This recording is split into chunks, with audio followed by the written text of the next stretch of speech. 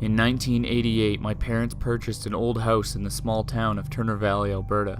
The house was built in 1921 and had been rented out for many years.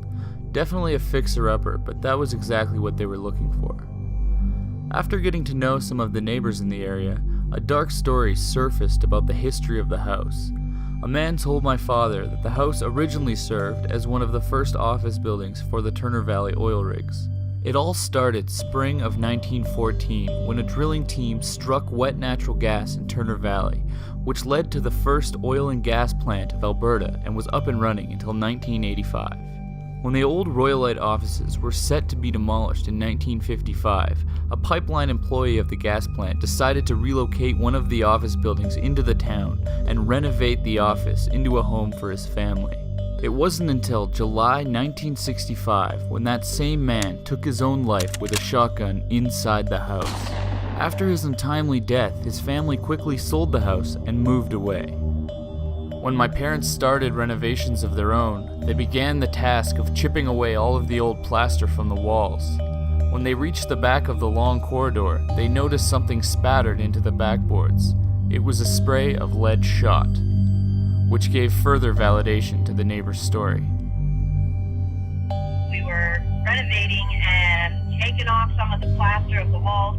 There was shot in the wall, and then when I pulled back the carpet, I couldn't believe there was all these black things rolling around in the floorboards, and with a closer look, I realized it was more shot, clearly from shotgun.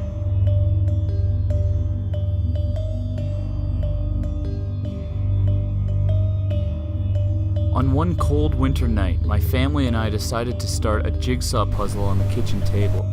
There was one in particular that I wanted to do. It was a double-sided Rubik's Magic puzzle. All of the board games and puzzles were in my parents' bedroom, which was located at the end of the hallway. I got up from the table and headed down the dark hallway towards their bedroom. I had a habit of jumping onto their bed as I reached for the light switch. Before I could turn on the light, a cold shiver ran down my spine.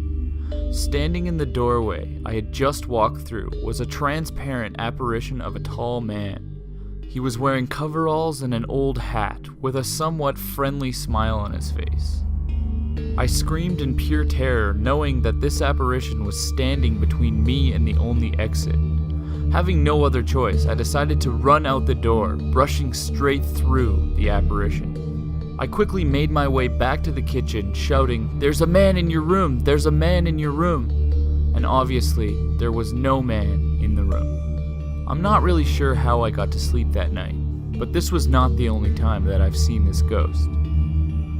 One summer afternoon, my mother and I were alone in the house. She had an interior design business and her office was in the attic. We decided to go downstairs and make some lunch. So as I sat at the kitchen table with the sandwich she just made me, I didn't even realize that my mother had left the room. I glanced up only to see that same tall man walk from the hallway into the living room. But this time, he was completely visible, just like a normal person walking through the house. He had blue coveralls on and that same old hat. I quickly got up and followed him into the living room, only to witness him dematerialize before my eyes.